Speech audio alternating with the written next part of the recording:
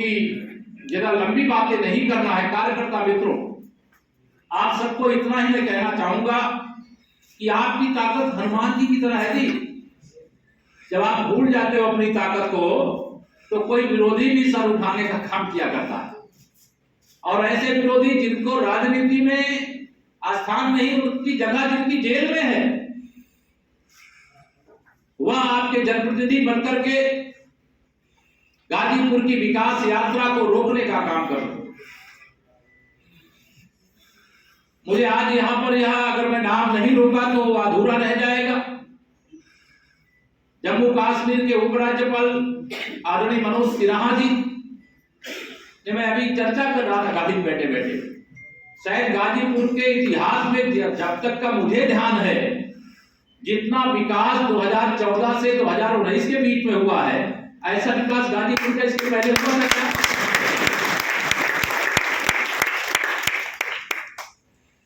लेकिन भारत सरकार की योजनाएं, राज्य सरकार की योजनाएं, जब दोनों एक साथ जनपद के विकास के लिए, और जनपद के ही नहीं, मुझे ये कहने में गर्व नहीं कि जब सपा बसपा की या कांग्रेस की सरकार होती है तो उनके लिए जिले चुने जाते हैं। कांग्रेस की केंद्र में सरकार होती थी तो रायबरेली और अमेठी के अलावा कहीं नहीं देखते थे, और समाजवादी पार्टी की सरकार होती थी तो इटावा, मैनपुरी या 2-3 जिले मिलाकर उसके अलावा कोई कुछ उन्हें दिखाई नहीं देता था। लेकिन मैं गर्वपूर्वक कह सकता हूं कि हमारे मुख्यमंत्री आदरणीय योगी जी की अगुवाई में उत्तर प्रदेश में जब से हमारी सरकार बनी है, सभी 75 जिलों का बिना भेदभाव के विकास हो रहा है। गरीब कल्याण की योजनाएं गरीब तक बिना किसी बाधा के पहुंचाने का काम हो रहा है। 2017 से पहले अगर मैं याद दिलाऊं, बिजली कितने घंटे आती थी तो आप भूल गए होंगे कि नहीं, 2 घंटे, 4 घंटे, 6 घंटे बिजली मिलना भूल गए कि याद है? याद है। और यह याद दिलाना है जनता को भी। पहले अगर ट्रांसफार्मर जल जाए बिना पैसा दिए ट्रांसफार्मर लग सकता था क्या? नहीं। पिछले 3 साल से प्रधानमंत्री गरीब कल्याण अन्न योजना का राशन कोई गरीब भूखा न रहे, इसके लिए लगातार वितरण हो रहा है कि नहीं हो रहा? प्रधानमंत्री आवास योजना में शायद मैं उत्तर प्रदेश में ग्रामीण क्षेत्र में ही लगभग 36 लाख घर देने का काम हो चुका है, और लगभग 24 लाख प्रधानमंत्री आवास योजना का नगरीय क्षेत्र में आवास उपलब्ध कराने का। श्री राहुल गांधी जी कल संसद में संसदीय मर्यादा के विरुद्ध आचरण करते हुए ऐसा भाषण दे रहे थे, लगता है कि ईमानदारी की कोख से उनका जन्म हुआ। शायद मैं उत्तर प्रदेश में ग्रामीण क्षेत्र में ही लगभग 36 लाख घर देने का काम हो चुका है, और लगभग 24 लाख प्रधानमंत्री आवास योजना का नगरीय क्षेत्र में आवास उपलब्ध कराने का काम, 60 लाख के लगभग आवास प्रदान करने का आवास नहीं दिया जाता। बुनियादी सुविधाएं भी, उनको शौचालय भी मिलता, उनको बिजली का कनेक्शन, उनको 370 और 35 के हवाले नहीं करते। अगर श्री राम जन्मभूमि पर वह कलंकित जो ढांचा था जिसे 1992 में राम भक्त कार सेवकों ने ढहा दिया था, उन भगवान श्री राम के ही अस्तित्व को नकारने का महापाप नहीं करते, तो कांग्रेस, मैं यह मानता हूं कि जो कांग्रेस मुक्त भारत की ओर आज बढ़ रहा है, वह शायद यह दुर्दशा को प्राप्त नहीं होती। यह सत्ता के बिना अगर देश में मैं कहूं कांग्रेस तो, और उत्तर प्रदेश में समाजवादी पार्टी बेचैन है। पानी के बिना जैसे मछली तड़पती है, वैसे ही ये सत्ता के बिना तड़प रहे। समाजवादी पार्टी तो गुंडागर्दी का पर्याय है। अपराधी ना हो जिसकी पार्टी में कार्यकर्ता बने अपराधी, अपराधी बने कार्यकर्ता। और जनपद के ही नहीं, मुझे ये कहने में गर्व नहीं कि जब सपा बसपा की या कांग्रेस की सरकार होती है तो उनके लिए जिले चुने जाते हैं। कांग्रेस की केंद्र में सरकार होती थी तो रायबरेली और अमेठी के अलावा कहीं नहीं देखते थे, और समाजवादी पार्टी की सरकार होती थी तो इटावा, मैनपुरी या 2-3 जिले मिलाकर के उसके अलावा कोई कुछ उन्हें दिखाई नहीं देता था। लेकिन मैं गर्वपूर्वक कह सकता हूं कि हमारे मुख्यमंत्री आदरणीय योगी जी की अगुवाई में उत्तर प्रदेश में जब से हमारी सरकार बनी है, सभी 75 जिलों का बिना भेदभाव के विकास हो रहा है। गरीब कल्याण की योजनाएं गरीब तक बिना किसी बाधा के पहुंचाने का काम हो रहा है। 2017 से पहले अगर मैं याद दिलाऊं बिजली कितने घंटे आती थी तो आप भूल गए होंगे कि नहीं 2 घंटे 4 घंटे 6 घंटे बिजली मिलना मुश्किल होता था। भूल गए कि याद है? और यह याद दिलाना है जनता को भी। पहले अगर ट्रांसफार्मर चल जाए बिना पैसे दिए ट्रांसफार्मर लग सकता था क्या? पिछले 3 साल से प्रधानमंत्री गरीब कल्याण अन्न योजना का राशन कोई गरीब भूखा न रहे इसके लिए लगातार वितरण हो रहा है कि नहीं हो रहा है? लेकिन जब से 2014 से देश में और जब से 2017 में प्रदेश में पहली बार, फिर 2019 में दूसरी बार देश में और 2022 में फिर दूसरी बार प्रदेश में डबल इंजन की सरकार बनी है, गुंडे त्राहिमाम कर रहे हैं। आज उनको यह लग रहा है कि आज उनके इशारे पर पुलिस और प्रशासन काम करने वाला नहीं है। लोगों को चूंकि ज्यादा लंबी बातें नहीं करना है, कार्यकर्ता मित्रों, आप सबको इतना ही मैं कहना चाहूंगा कि आपकी ताकत हनुमान जी की तरह है जी। जब आप भूल जाते हो अपनी ताकत को तो कोई विरोधी भी सर उठाने का काम किया करता है, और ऐसे विरोधी जिनको राजनीति में स्थान नहीं, उनकी जगह जिनकी जेल में है, वह आपके जनप्रतिनिधि बनकर के गाजीपुर की विकास यात्रा को रोकने का काम करते। मुझे आज यहाँ पर अगर मैं नाम नहीं लूंगा तो अधूरा रह जाएगा। जम्मू कश्मीर के उपराज्यपाल आदरणीय मनोज सिन्हा जी ने मैं अभी चर्चा कर रहा था गाड़ी बैठे बैठे, शायद गाजीपुर के इतिहास में जब तक का मुझे ध्यान है जितना विकास 2014 से 2019 के बीच में हुआ है, ऐसा विकास गाजीपुर में इसके पहले हुआ था क्या? लेकिन भारत सरकार की योजनाएं, जब कांग्रेस की सरकार थी, सपा बसपा के समर्थन से सरकारें चला करती थी देश की, और इसमें कई हमारे वरिष्ठ नेता लोग बैठे, याद है कि नहीं? जब राजीव गांधी जी प्रधानमंत्री होते थे, वो कहते थे, दिल्ली की संसद में खड़े होकर के कहते थे बड़े गर्व से कि हम दिल्ली से 1 रुपया अगर भेजते हैं किसी पूरा, इसे जल्दी ही दिन भर का दौरा सघनता के साथ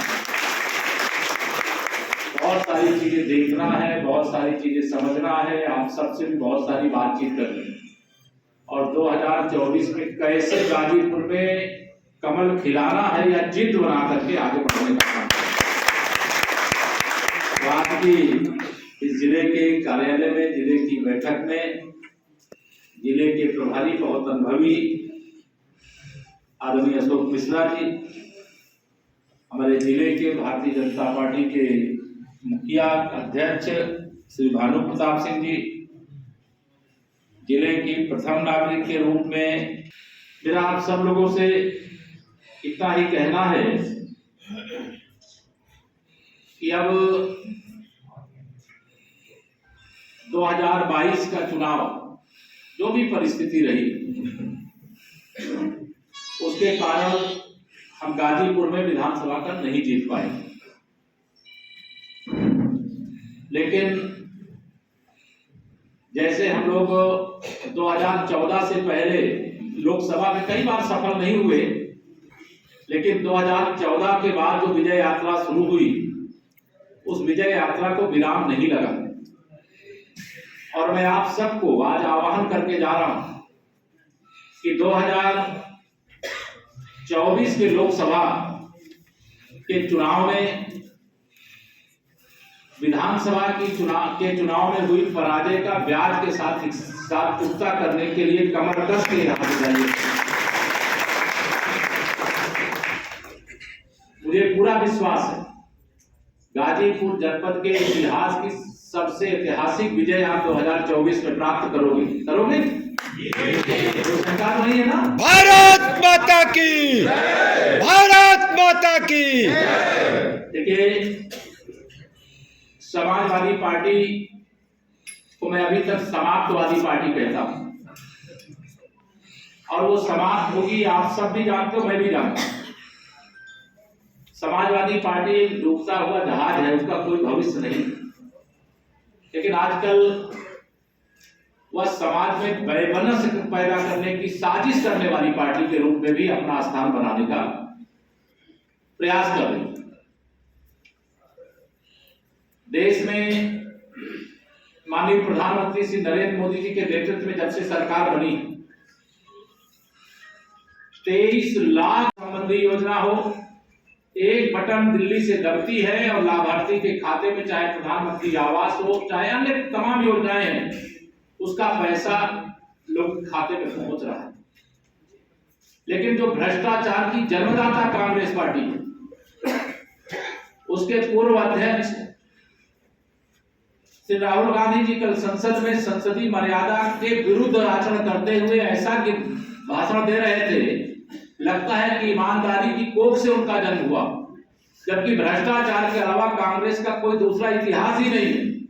अगर ये भ्रष्टाचार नहीं करते या अत्याचार नहीं करते, ये जम्मू कश्मीर को धारा 370 और 35A के हवाले नहीं करते, अगर श्री राम जन्मभूमि पर वह कलंकित जो ढांचा था जिसे 1992 में राम भक्त कारसेवकों ने ढहा दिया था, उन भगवान श्री राम के ही अस्तित्व को नकारने का महापाप नहीं करते, तो कांग्रेस, मैं यह मानता हूं कि जो कांग्रेस मुक्त भारत की ओर आज बढ़ रहा है, वह शायद यह दुर्दशा को प्राप्त नहीं होते।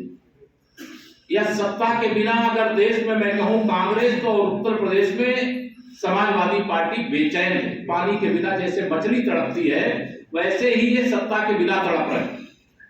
समाजवादी पार्टी तो गुंडागर्दी का पर्याय है। अपराधी ना हो जिसकी पार्टी में कार्यकर्ता बने अपराधी, अपराधी बने कार्यकर्ता। आप सबको 2012 से 2017 का कार्यकाल याद होगा, किस प्रकार से गुंडागर्दी चरम सीमा पर थी। अपराधियों के इशारे पर थानेदार को काम करना पड़ता था, डीएम कप्तान को काम करना पड़ता था, विकास की योजनाएं कागज में आती थी और भ्रष्टाचार की भेंट चढ़ जाती थी। लेकिन जब से 2014 से देश में और जब से 2017 में प्रदेश में पहली बार, फिर 2019 में दूसरी बार देश में और 2022 में फिर दूसरी बार प्रदेश में डबल इंजन की सरकार बनी है, गुंडे त्राहिमाम कर रहे हैं। आज उनको यह लग रहा है कि आज उनके इशारे पर पुलिस और प्रशासन काम करने वाला नहीं है। सरकार में जो लोग बैठे हैं गुंडे अपराधियों को संरक्षण करने वाले नहीं, माफियाओं का संरक्षण करने वाले नहीं, उनके खिलाफ कठोर से कठोर कार्रवाई करने वाली सरकार आई है। का आवास नहीं दिया जाता, बुनियादी सुविधाएं भी, उनको शौचालय भी मिलता, उनको बिजली का कनेक्शन, उनको गैस का कनेक्शन, उनको पानी का कनेक्शन, 5 लाख तक का इलाज कराने का आयुष्मान भारत का कार्ड, गरीब कल्याण के लिए समर्पित सरकार है। और यह याद दिलाना आवश्यक समझता हूं आज इस बैठक मेरे कार्यकर्ता मित्रों, जब कांग्रेस की सरकार थी, सपा बसपा के समर्थन से सरकारें चला करती थी देश की, और इसमें कई हमारे वरिष्ठ नेता लोग बैठे, याद है कि नहीं? जब राजीव गांधी जी प्रधानमंत्री होते थे, वो कहते थे, दिल्ली की संसद में खड़े होकर के कहते थे बड़े गर्व से कि हम दिल्ली से 1 रुपया अगर भेजते हैं किसी लाभार्थी को, किसी गरीब कल्याण की, किसान कल्याण की, श्रमिक कल्याण की योजना का, तो वहां पहुंचते पहुंचते पहुंचते केवल 15 पैसा पहुंचता है। किसी को याद है कि नहीं याद है? लेकिन आज हम छाती ठोक करके कह सकते हैं कि 56 इंच के सीने वाले की जब से आपने देश में सरकार बनाई है, 1 लाख रुपए भेजे चाहे 1 लाख रुपए भेजे, पूरा का पूरा पैसा जिसके लिए भेजा जाता है उसके खाते में डीबीटी के माध्यम से पहुंचता है। कौन भ्रष्टाचार है? जो भ्रष्टाचार करते थे उनको भ्रष्टाचार करने को नहीं मिला है, इसे सब परेशान है। और मैं आप सबको विश्वास दिलाना चाहता हूं कि 2024 के लोकसभा चुनाव में उत्तर प्रदेश में 80 लोकसभा सीटें हैं, और मुझे तो कोई संशय नहीं लगता है कि 80 में से 80 लोकसभा सीट भारतीय जनता पार्टी गठबंधन के खाते में। और देश में हम लोग 272 प्लस पिछली बार लगा रहे थे नारा ना, जब 2014 का चुनाव था, याद है आप लोगों को? तो जनता का आशीर्वाद तो 272 प्लस के लिए मिल गया। और 2019 में नारा लग रहा था जब सपा बसपा का गठबंधन हो गया था, तब भी कि आपकी बात 300 पार, तो 300 पार हो गया कि नहीं हो गया? तो 2024 में 400 पार, तो उसमें 80 उत्तर प्रदेश की संख्या होनी चाहिए।